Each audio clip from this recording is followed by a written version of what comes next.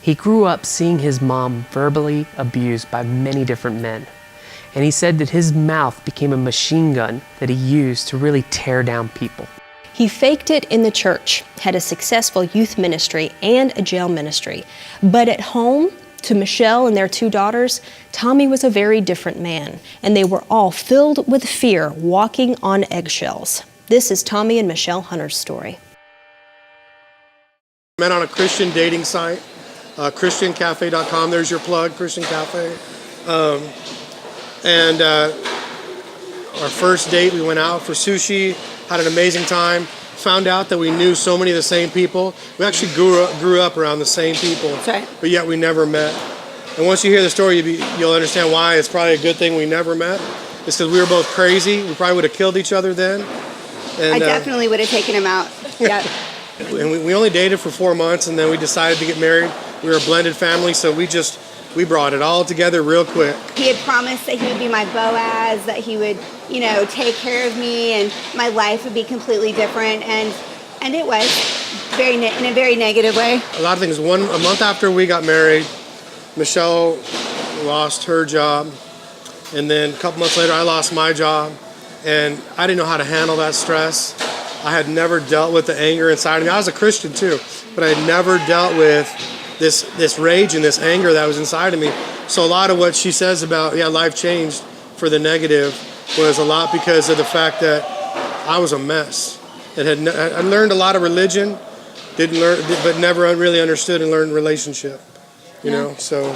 We were only married for, 3 or 4 weeks when he came home one day and just didn't like something I said and just lost his mind. I mean, just threw this crazy temper tantrum and was raging and was screaming at me about divorce. And I just couldn't believe. I was really in a state of desperation. I couldn't believe that I had got myself into this situation because I come from very abusive relationships. So here I am thinking, I married this Christian man who's going to be my Boaz and who's going to, because he's a Christian, going to be, an amazing husband, and it just wasn't that way at all. It got to the point where we even got into ministry shortly after that. Yeah.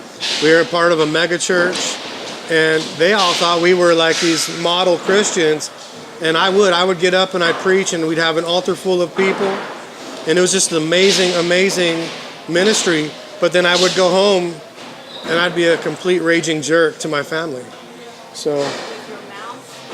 Yeah, no, it was with my mouth. As big as I am, I never really liked to physically fight, but I would rip you to shreds with my mouth. That was the one thing, and I learned that growing up. It was my environment. It's what I knew. My parents or the people I hung out with were very verbal, and so I guess I did it with excellence, so to speak. You did. I perfected how to rip people apart. My 2 daughters lived with us, and we were constantly in a state of just walking on eggshells, not knowing what was going to set him off, and it was always very unstable, not knowing when we were going to get kicked out, or if he was going to take the car keys, or when he would take the bank cards, or, it was very volatile.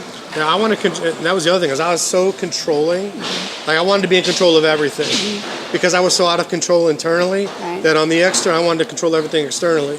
It was just this weird dynamic of life. I grew up in a home where my mom wasn't married, and I watched men abuse her physically, verbally, and then throughout, my teenage years, my tween years, I saw so much violence and so much anger in our house that it was just, I adopted that. It became who I was. That was my identity, so to speak. And I recognized that what I learned is that it was okay to abuse women. It was okay to use them as an object, because there was a lot of infidelity in our home as well. And so this was normal life to me. In my subconscious, that's what I thought. But and on the outside, I was like, how can this ever be happening? Mm-hmm. And I couldn't escape it. Even after getting saved, I kind of suppressed it, I thought, I'm saved now, everything's going to be cool.